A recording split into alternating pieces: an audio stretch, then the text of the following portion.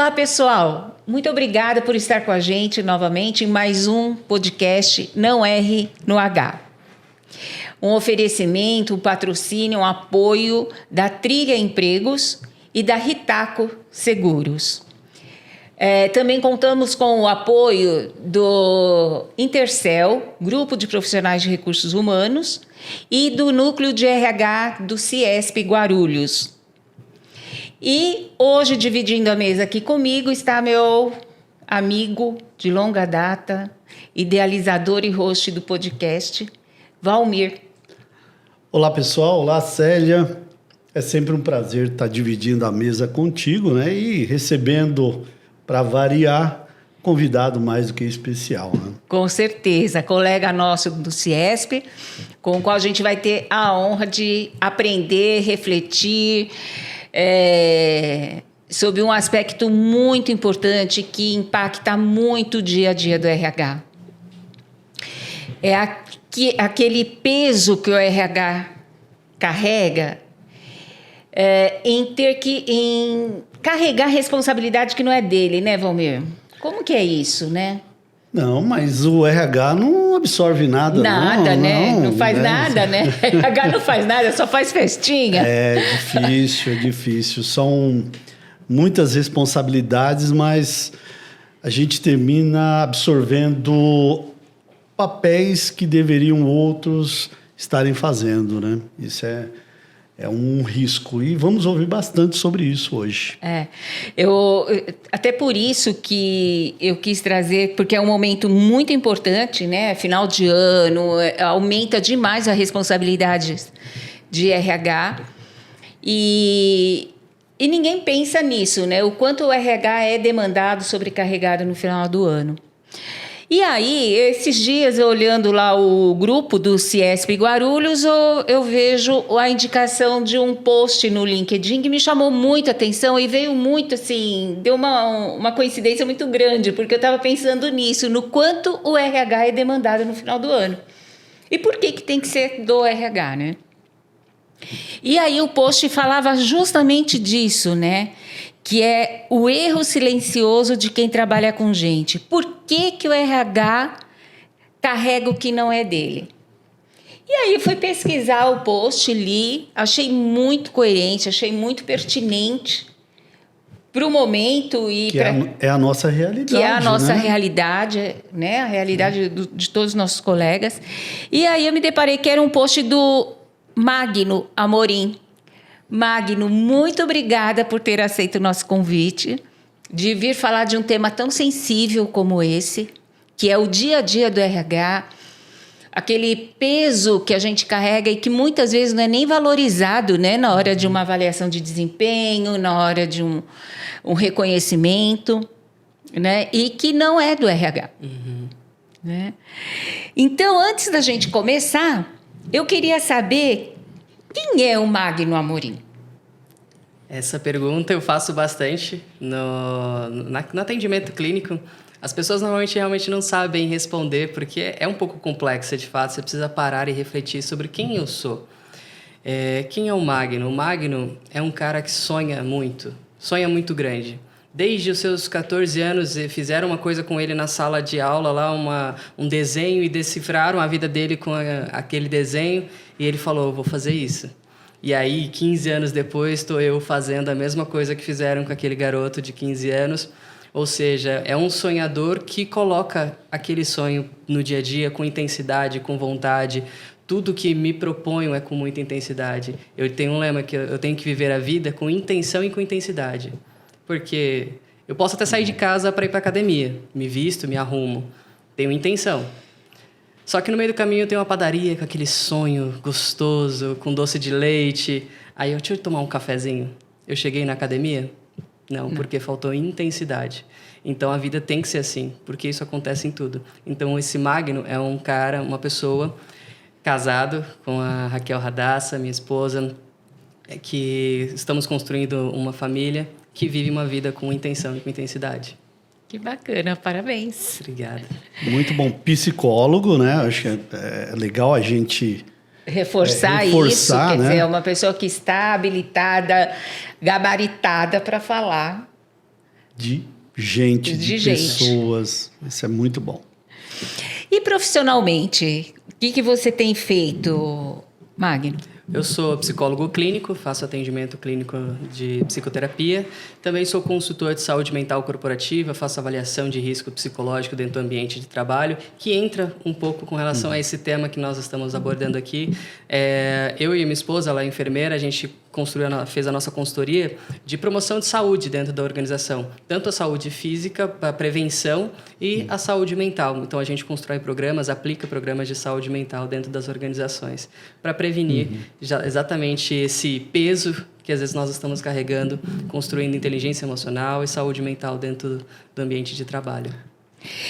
Olha, teve não, né, a nova NR1, né, que é um assunto que já tivemos convidados falando sobre a NR1, e eu acredito que aí ampliou bastante também o campo de atuação. Né? Exato. Então é necessário. Deixa para o final, mas depois eu gostaria de saber, Magno, qual o percentual dos seus pacientes são de RH?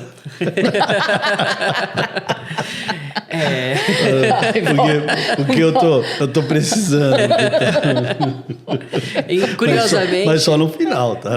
Não falando do RH, mas hoje eu tenho recebido muitos pacientes que estão adoecendo por conta do trabalho. Inclusive, o texto, ele saiu de um e-book que eu escrevi, que todo ano eu entrego para os meus pacientes. E aí o título desse texto é Como Não Se Importar. E aí eu trago essa ilusão, essa alusão, igual está no texto, da importação. Quando eu importo demais algo para dentro do meu país, eu causo um descontrole, né? Descontrole no meu produto interno. Eu causo uma bagunça interna.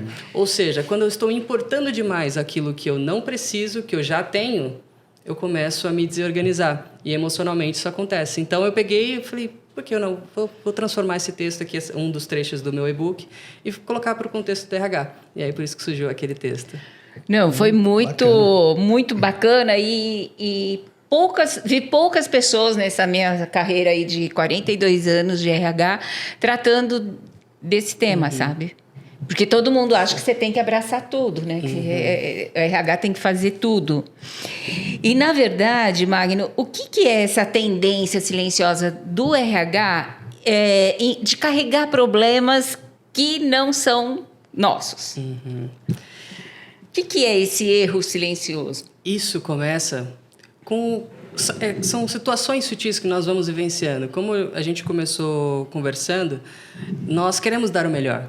Queremos fazer o melhor, nós gostamos de pessoas, queremos estar com pessoas e não tem nenhum demérito nisso. Só que, às vezes, eu começo a absorver coisas que começam a me adoecer, que começam a me sobrecarregar. E aí, como eu citei, eu começo a ter uma desordem interna.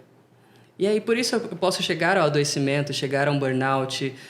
E nem sempre, ou uma boa parte das vezes, não vai ser só por causa dos líderes, superiores. Às vezes é por causa do que eu estou vendo, de como eu estou pensando sobre algumas coisas. A gente vai falar sobre isso um pouquinho ao longo do caminho, mas às vezes o meu pensamento está me levando a absorver, a carregar pesos que eu não preciso. E ninguém disse que eu tinha que carregar, mas eu acho que eu tenho que carregar.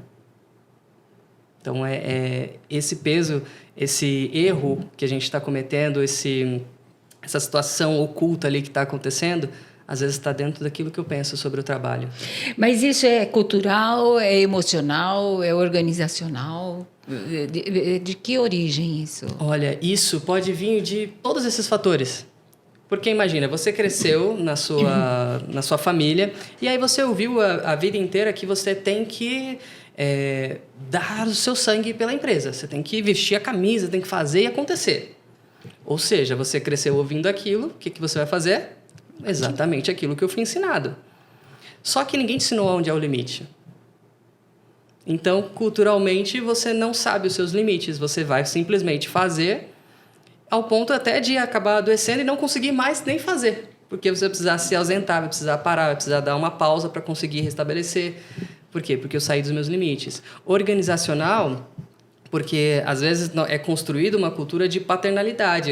O RH tem que cuidar de todo mundo. Nós somos o pai da organização. Você tem que cuidar e salvar todo mundo. Será? Será que essa responsabilidade ela não é distribuída, sendo que tem outras pessoas? Então, é uma mistura de todos esses fatores, do organizacional, do cultural e o emocional. Ô Magno, acredito, né, que existem pessoas que têm uma facilidade maior para abraçar isso até na vida pessoal, né? Com a família tem aqueles que puxam mais para si essa responsabilidade, ainda tendo vários irmãos, né? Então tem essa coisa do perfil realmente, de algumas pessoas puxam mais e outras vão se distanciando dessa, vamos chamar, pseudo-responsabilidade que não é sua? Uhum. Sim, porque depende do contexto que você foi construído, de como você aprendeu que tinham que ser as coisas. Eu vi uma vez de uma não era paciente, mas acho que eu estava conversando com uma pessoa e ela falou assim: eu adoeci por causa do trabalho. Eu dei a minha vida inteira, me dei a minha vida pelo trabalho e por isso eu adoeci. Aí eu perguntei: quem te pediu para você dar a vida? Até onde eu sei, no seu contrato de trabalho só está escrito prestação de serviço, ou seja, você precisa prestar o seu serviço, entregar o seu trabalho, né, um bom trabalho, o seu melhor trabalho, mas ninguém te pediu a vida. Então, por que você está dando a vida? E essa sensação, esse pensamento de eu estou dando a minha vida, o meu cérebro ele não faz a distinção entre o que é simbólico e o que é concreto. Então, o estou dando minha vida, literalmente, eu estou me sacrificando. E o sacrifício é uma coisa boa de se fazer? Não. De jeito nenhum. Logo, eu adoeço. Ou seja, estou absorvendo um peso que ninguém me pediu. Mas eu achei que eu tinha que carregar. Então, isso adoece. Faz sentido? Bem interessante, né? Uma boa reflexão.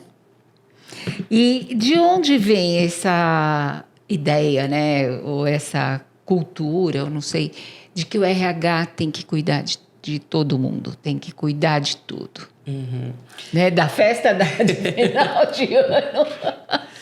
Sendo que o RH nem participa da festa, acaba nem participando. E ele é tão empregado. Correndo para tudo quanto é lado, resolvendo tudo quanto é BO. E a festa que é bom, você não curte. Você não curte. Quantas a gente fez isso, né? Muitas. Eu coloco a mão no peito e falo, minha culpa, minha tão eterna culpa, porque a gente aquele receio de dar alguma coisa errada no dia, né? Uhum. É bem... E a gente nem participava. E aí vem coisa, né? E isso a gente traz para o dia a dia. Você acaba fazendo um monte de coisa. Deu confusão, chama o RH. Chama o RH. Não, a mulher tá parindo lá na enfermaria, chama o RH. Faleceu alguém, o RH tem que mandar a coroa de flores. Tá bom. Né? Então, de onde vem essa cultura de que... cultura, hábito, sei lá que nome se dá. Que a gente isso. tem que salvar todo mundo. Tem que salvar né? todo mundo. Olha, mas não era assim, né? Lá nos primórdios, né? Não era assim. Era a pagadoria, né? Você tinha que pagar salário, ponto, né? Aí, Célia, não que você seja mais velha, não é isso. Mas você é uma pessoa mais experiente. Você lembra quando que houve essa mudança onde parou de se chamar DP, Departamento Pessoal, a pagadoria, tinha que pagar salários, calcular o lerite e tal, e passou a ser RH. A ser recursos humanos. Hoje já não é mais nem RH, né? Hoje é departamento de gente, DHO, gestão de pessoas, né? Hoje já evoluiu bastante o nome aí para não tratar pessoas, né, humanos como recursos, né?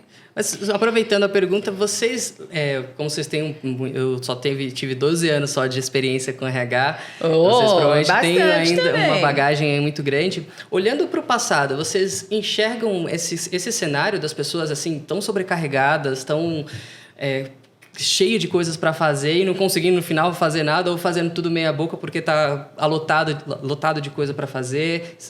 Você vê esse cenário ou não era assim? Quer falar primeiro? Fique à vontade. Eu conto ou você conta? Não, eu vejo que não. Se você voltar aí alguns anos, lá para 30 anos atrás, né, era voltado para pagadoria mesmo. Temos que calcular... Calcular a hora, calcular a hora então, extra, a pagadoria. preocupação desse profissional era fazer um pagamento correto, né? Assertivo. Ok. Os problemas dos colaboradores, eles não eram tratados pelas empresas, pelo RH. Não. Aí foi onde houve, pelo menos ao meu ver, começou a vir outros setores dentro de recursos humanos, né? Que aí remuneração, área social, área de saúde. Então, eu vejo isso. Há 30 anos atrás era pagadoria. E a preocupação era fazer o pagamento certo. Mas se a pessoa está com um problema de saúde, de algum problema na sua família, isso o RH não tratava. O que acontecia? Havia-se um modo de pensar de que, assim, olha, depois que você bate o cartão, bateu o ponto. Depois que você bateu o ponto, teus problemas ficam lá fora. E quando chegar, não traga. Então, assim, do fora. portão para dentro, você é outra pessoa. Era muito pregoado, falado dessa forma, de que o problema... Você tinha que saber separar as coisas. Aqui dentro você é profissional. Então, você está lá com a mãe doente, com o filho doente, você vai trabalhar e você tem que estar 100%. Quem que pode, né? Isso não se sustenta. Exato. Isso não se sustenta. Imagina, 30 anos atrás, falar em uma rescisão humanizada. Nunca, né? Não. Era toma com justa causa, sem justa causa, e pedir dinheiro era isso, né? E aí, outro detalhe que eu acho que contribuiu também para essa mudança foi até esse esvaziamento da pagadoria, né? Porque o que antes se fazia ali cálculos manuais, raramente com algum sistema muito arcaico de folha, de apontamento, tudo, passou a ser feito hoje de forma... tecnológica, instantânea, enfim, que foi esvaziando muito essa área de pagadoria, né? E foi abrindo espaço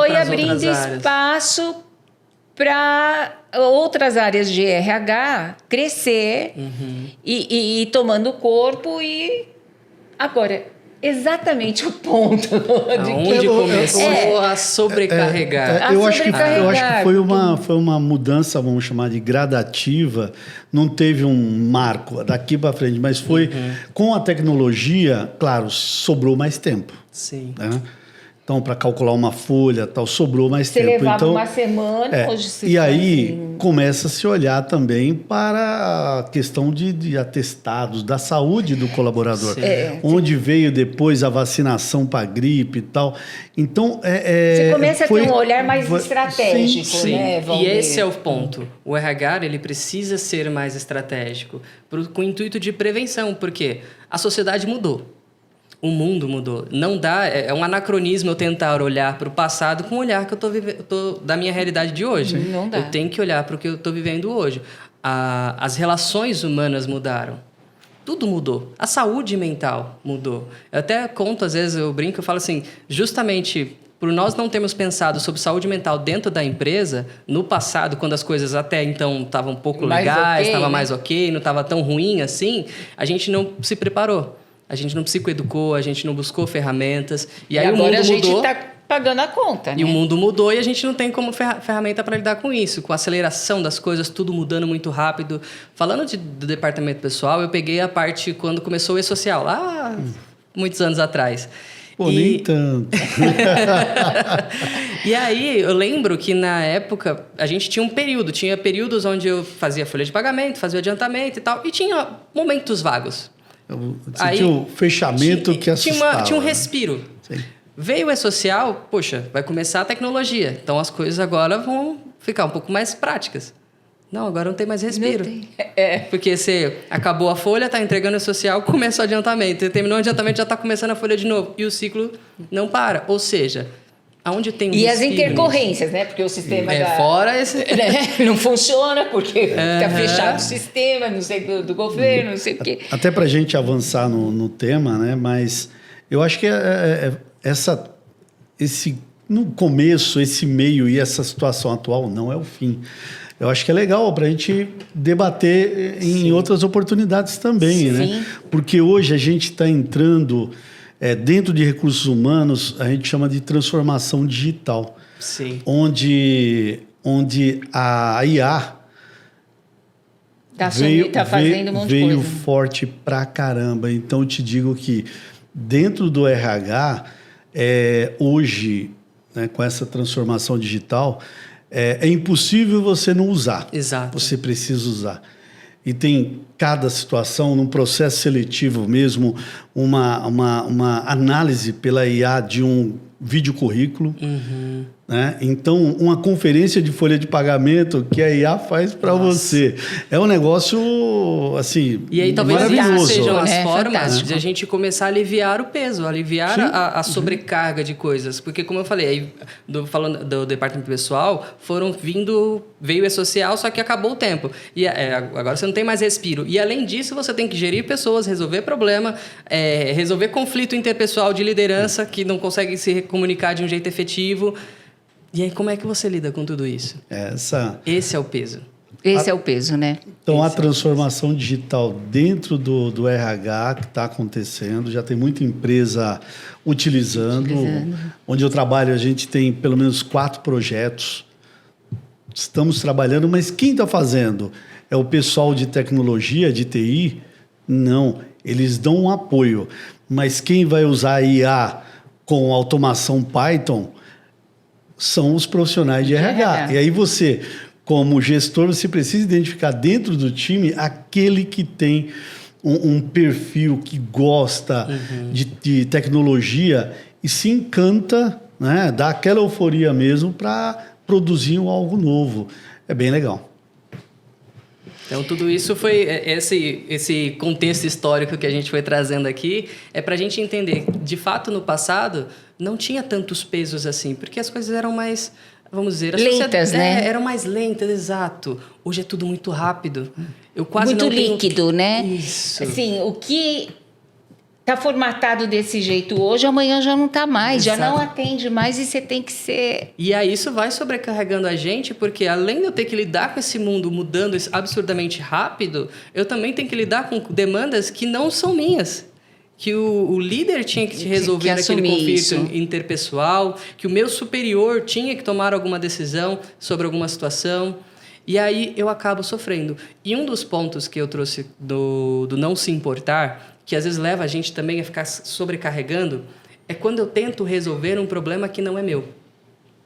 Porque, imagina, Valmir, né? Isso. Valmir, você é meu superior.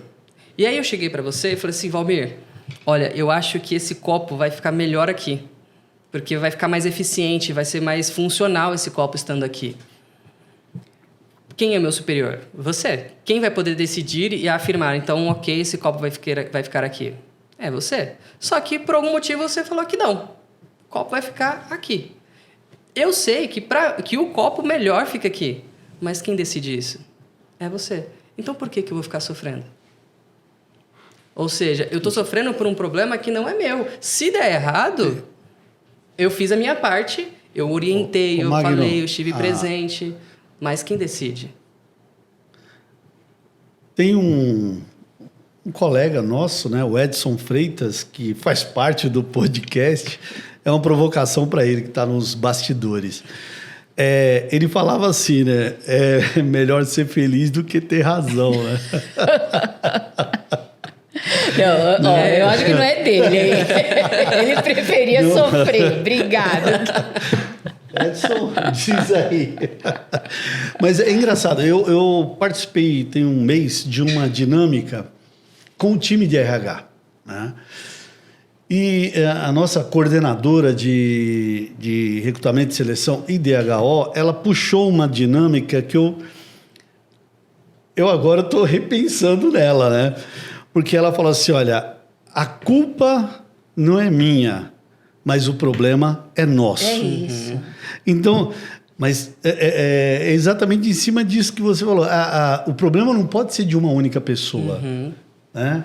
é nosso. É nosso. Quando você divide esse peso, eu acredito não, ele fica muito mais tranquilo, suave para você carregar. Então, a gente tinha que falar todo mundo junto. A culpa não é minha, mas o problema é nosso. Isso é porque o copo não estando aqui, ele não sendo eficiente, isso de fato é um problema nosso. Eu me preocupo com isso, porque eu me importo com a empresa, me importo com a nossa relação, me importo com o nosso trabalho. Então, esse problema é nosso.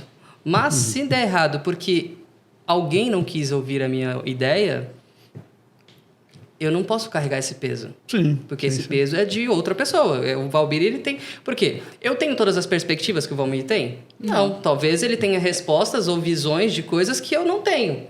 Então, eu não posso... Porque o que acontece muito é isso. Eu fico lá sofrendo e remoendo. Porque meu líder, porque isso, porque aquilo. E eu fico lá sofrendo porque meu líder não fez o que eu achei que tinha que fazer. Isso é carregar um peso que eu não preciso. Eu ouço também muito, né, dos nossos colegas de RH. Não, porque o RH tem que estar na estratégia da empresa, da companhia. Mas muitas vezes está, às vezes é ele que não está. Sabe? É ele que não está na estratégia, porque, não sei, pelo menos na minha experiência profissional, eu sempre estive na estratégia junto, né?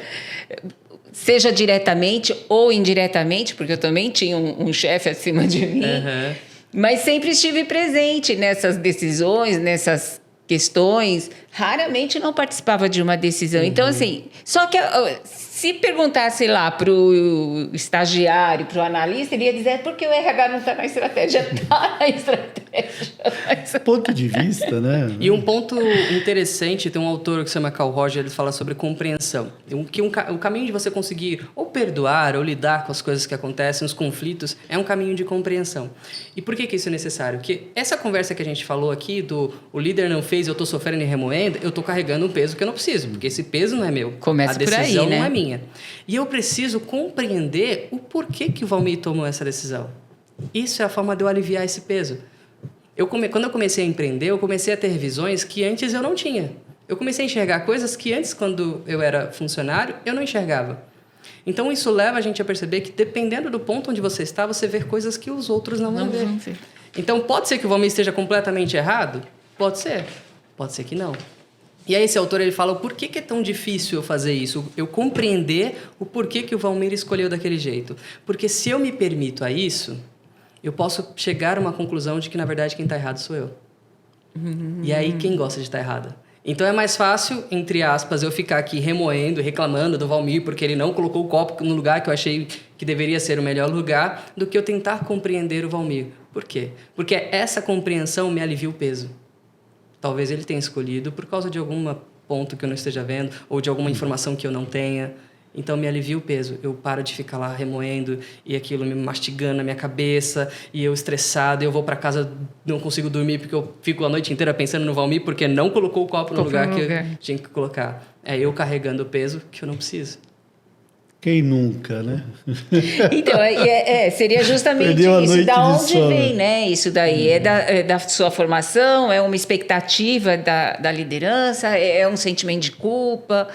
Sim, esse sentimento de culpa leva a gente a querer resolver tudo. Por quê? Como o problema é nosso, então se der errado, eu vou me sentir culpado.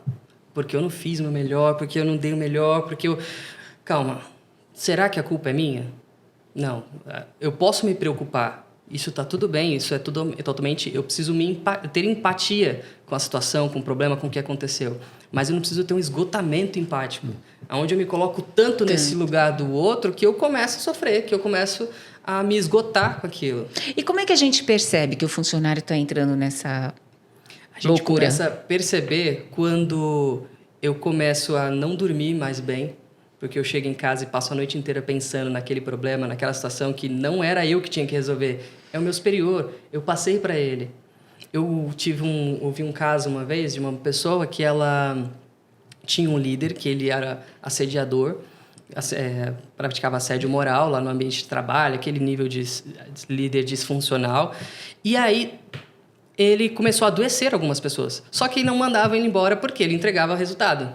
Ele dava um resultado, embora um resultado... O famoso entrega resultado, mas a que preço, embora um resultado muito limitado, porque se ele fosse funcionar, o resultado seria muito maior, mas na perspectiva dos superiores, aquele resultado era o que eles esperavam. Então, mantinham esse líder. E aí, essa pessoa do RH já estava como?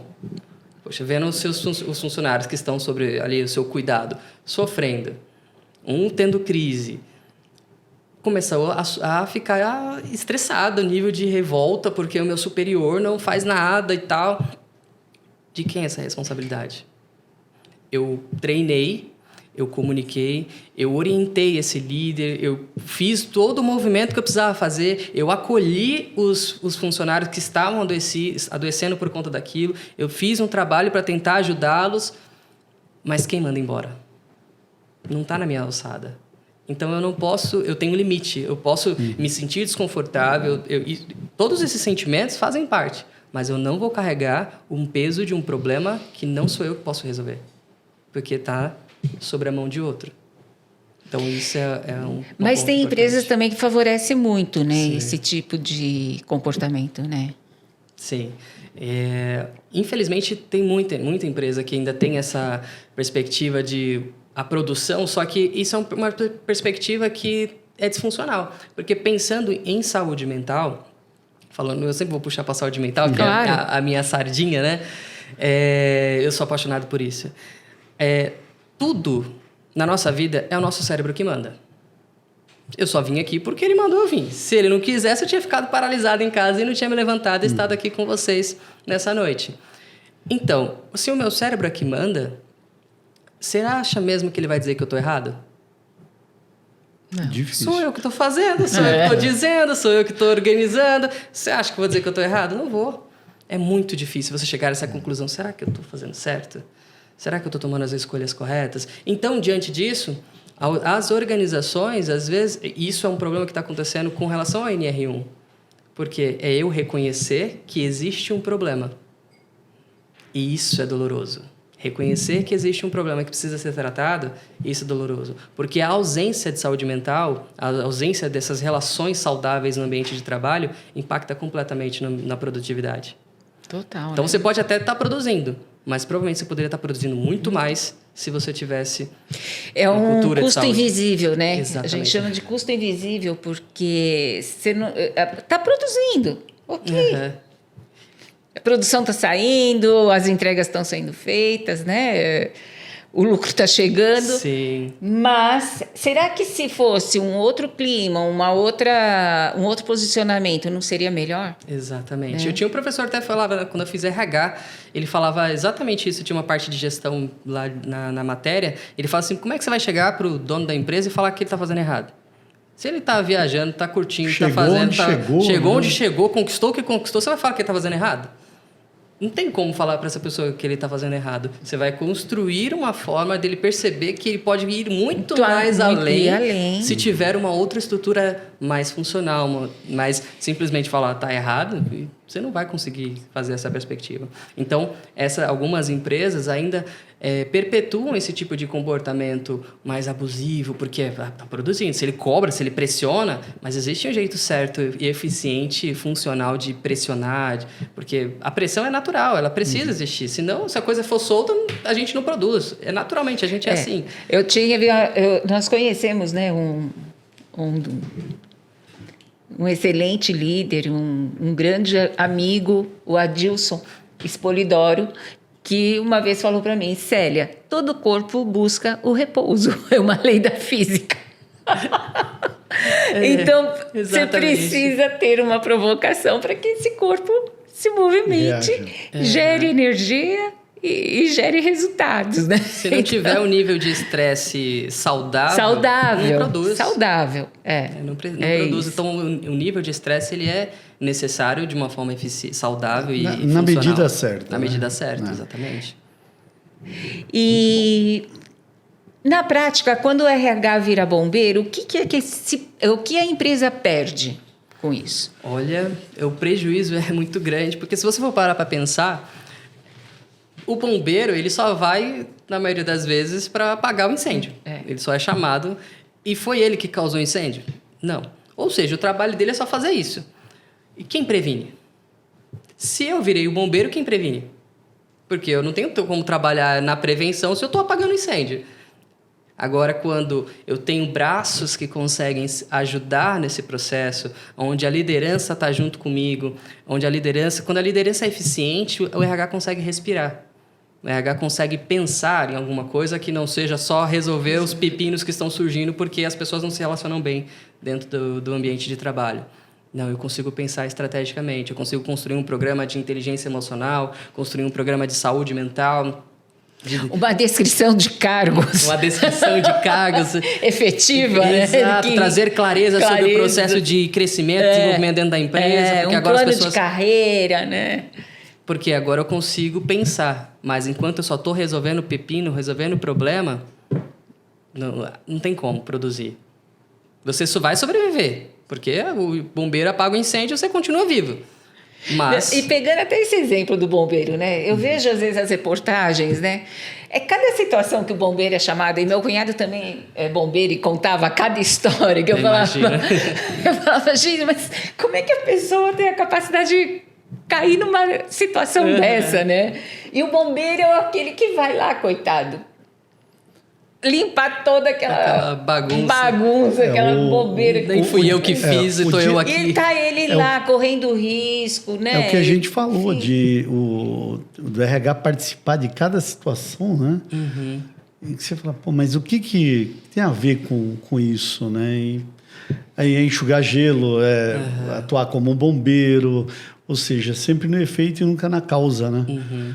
Então, tem que ser integrado às relações de trabalho, porque hoje eu tenho atuado bastante com o pessoal da segurança do trabalho, e que algumas pessoas me compartilharam comigo é que, não sei se foi só a experiência dessas pessoas, mas que existe uma certa separação, assim, você é da segurança, eu sou do RH, e não tem uma relação muito boa, pelo que eu ouvi, né, o relato que me trouxeram.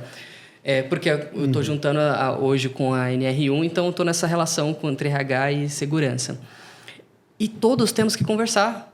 A gente tem que se relacionar. O RH se relacionando com a segurança do trabalho, porque as duas coisas estão extremamente interligadas. É o RH, a segurança, conversando com a liderança, saúde, com a gestão. Né? Porque se não tiver essa comunicação efetiva... Eu sou apaixonado por comunicação. Eu amo a comunicação, porque eu sei o quanto ela pode produzir ou me deixar totalmente ineficiente naquilo que eu quero, naquilo que eu sonho.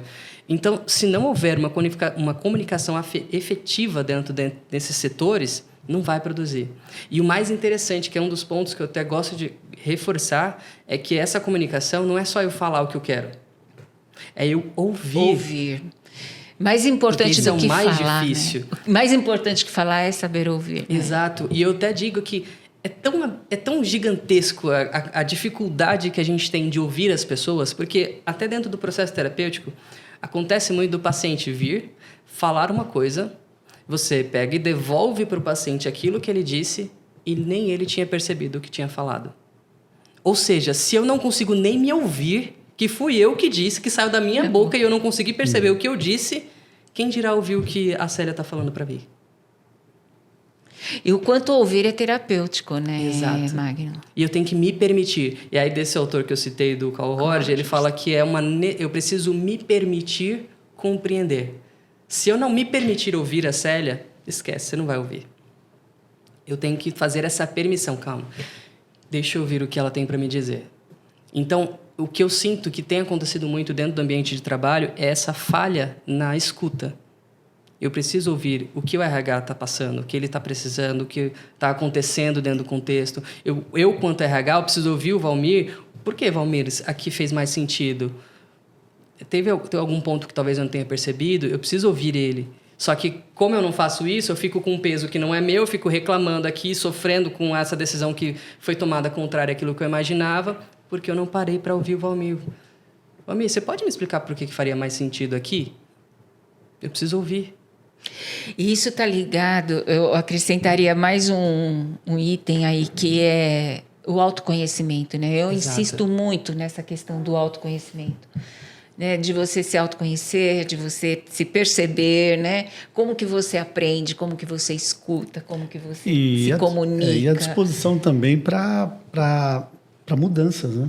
Exato. Eu já ouvi assim, mas esse é meu jeito. Opa, que vida medíocre. Não é? É você meu fala jeito, assim, mas eu não posso mudar nunca, eu não posso Nunca, melhorar né? nunca. Sempre, coisa sempre. maluca. E hoje eu ainda ouço isso. Não, Esse é meu jeito.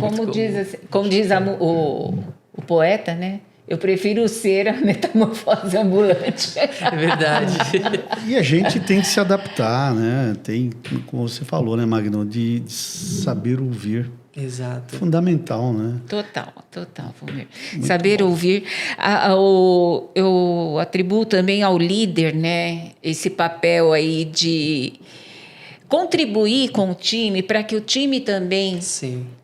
seja menos sobrecarregado, que o time saiba quais são os seus papéis, o que é esperado dele, porque eu já vi muitos processos, não só no RH, mas em outras áreas, que o líder não contava para aquele candidato o que ele ia fazer lá na área. Uhum. Já vi isso. Mas Sabe? É muito falta de clareza. Falta de clareza, falta essa de questão da comunicação. liderança, como a gente já trouxe aqui outras pessoas, né? É bem difícil. E em muitas empresas não se prepara, não se capacita. Sim. Um ótimo eletricista, olha aí, vai ser um ótimo líder. Chefe da manutenção. Chefe da manutenção. Será? Então, esse preparo, o RH tem que participar disso, né? De preparar esse líder. Senão depois o próprio RH vai sofrer, né? Uhum. De preparar esses processos, né, de desenvolvimento de liderança, de preparar esses processos sucessórios. Exato. Né? Clareza de papéis. Clareza. Porque quanto mais clareza, menos eu deixo as coisas turvas e mais leve as coisas ficam. Porque se o Valmir me disser com clareza o porquê, talvez ele não vai dizer detalhes de tudo, mas ele conseguir me clarificar e acalmar o meu ânimo ali, o porquê que escolheu o copo ficar no lugar que ele decidiu, essa clareza alivia o meu peso. Porque, como nós temos uma preocupação, o problema é nosso, eu estou sofrendo. Uhum. Por que você não pode ser claro comigo para poder aliviar essa tensão? Entende? Então, são dois caminhos. Sim. Uma do Valmir, a perspectiva do Valmir enquanto liderança, por que ele não pode me clarificar para eu aliviar essa tensão? E não ficar com esse peso que não é meu? Porque o problema é nosso. Mas o peso não precisa ser meu, porque o peso é da decisão dele. Uhum. O outro é o meu. Agora, calma. Não, o Valmir é que vai decidir, é ele que tem que cuidar disso. Eu já passei, já orientei, dei as diretrizes, o que eu estava enxergando, fiz o máximo que eu podia, entreguei tudo o que eu podia. Então, agora eu consigo estar em paz. Então, mas aí nesse ponto, quando a questão é emocional, ele não consegue ter essa clareza. Porque a inteligência emocional ela é fascinante e por isso que eu gosto de levar isso dentro do ambiente de trabalho, porque inteligência emocional basicamente é eu conseguir dimensionar a emoção que eu estou sentindo da maneira certa, com a pessoa certa, com a intensidade correta, né, na hora certa. Isso é a inteligência emocional. Porque às vezes eu estou dando nomes errados também. Porque, imagina, eu estou lá, o Valmir, estou usando você como exemplo. Fica à vontade, depois eu vou cobrar um valorzinho aí. Aquele cachê que a gente paga para ele. Os R$5.000, né? Vamos rachar. Brincadeira, pessoal, aí, não tem cachê. O Valmir escolheu, como a gente falou, está usando esse exemplo, o copo no lugar que está aqui. E aí, só que eu já tinha falado, eu falei para o Valmir qual era o melhor lugar, eu dei as instruções, eu fiz tudo. E aí eu fico com raiva porque ele escolheu um lugar errado. Um lugar diferente que eu queria. Será que eu estou com raiva? Será que é raiva que eu estou sentindo? Então. Ou será que eu estou decepcionado? Frustrado. Ou será que eu estou frustrado? Porque cada emoção que eu tenho pede uma reação diferente. Se eu estou com raiva, isso pede uma explosão, pede uma reação muito mais intensa, de eu discutir com o Valmir, de eu bater boca e falar, não, o copo é aqui, cara, já falei que isso é o melhor lugar. Mexeu com o teu orgulho, né? E aí, isso a raiva vai ter esse movimento. Mas se eu estou decepcionado ou frustrado, eu preciso reavaliar. Então, que expectativa que eu depositei sobre o Valmir? É outro tipo de reação. Isso é inteligência emocional. Não, por que eu estou frustrado? Poxa, eu esperava que o Valmir colocasse o copo lá, mas ele não colocou. Mas que garantia eu tinha que ele ia seguir aquilo que eu falei? Então, eu estou reavaliando as minhas expectativas. Isso a frustração me faz tomar essa atitude. A raiva vai me fazer brigar com ele. Então, eu preciso conseguir gerenciar isso. E isso falta muito dentro do ambiente de trabalho.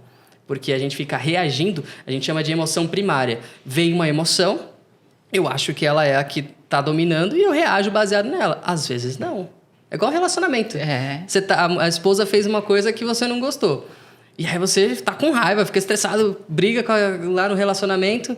Mas será que eu tô com raiva ou tô decepcionado? Poxa, eu esperava que você fizesse tal coisa. Por que você fez diferente? A gente tinha conversado. Eu não tô com raiva, eu tô decepcionado, só que eu dou o nome errado. E isso é inteligência emocional. Então a gente precisa disso dentro do ambiente de trabalho para lidar com esses pesos. Para saber o que eu estou sentindo de verdade nessa situação. Só que como a gente não faz isso no dia a dia, não vai ser no dia que ele colocar o copo lá que eu vou conseguir fazer. Não vai. Isso precisa ser construído, essa inteligência emocional. Saúde mental não é só a ausência de um transtorno. Não é só quando eu não tenho algum problema. Porque eu estou irritado. Isso é importante, hein? Eu estou irritado com a Célia. Eu não estou doente por causa disso. Mas se eu todos os dias ficar irritado com ela, quem começa a adoecer é ela ou sou eu? E eu preciso entender o porquê que eu estou irritado. E aí eu tenho uma frase que digo que o que o outro faz é responsabilidade dele. Como eu me sinto, isso é uma responsabilidade minha. É isso. Então, o que a Célia fez, isso é um problema dela. Isso são escolhas dela, o porquê eu não sei. Agora, como eu estou me sentindo com o que ela fez, isso é um problema todo meu. E eu preciso entender o porquê que eu estou sentindo assim. É isso. Acho que é coisa de psicólogo, hein? Muito Porque bom. meu lema, eu repito, eu já falei no episódio passado, eu estou como devo e o outro está como pode. Porque eu não tenho poder sobre o outro. Exato. Eu tenho poder sobre mim, então eu tenho que estar como eu devo.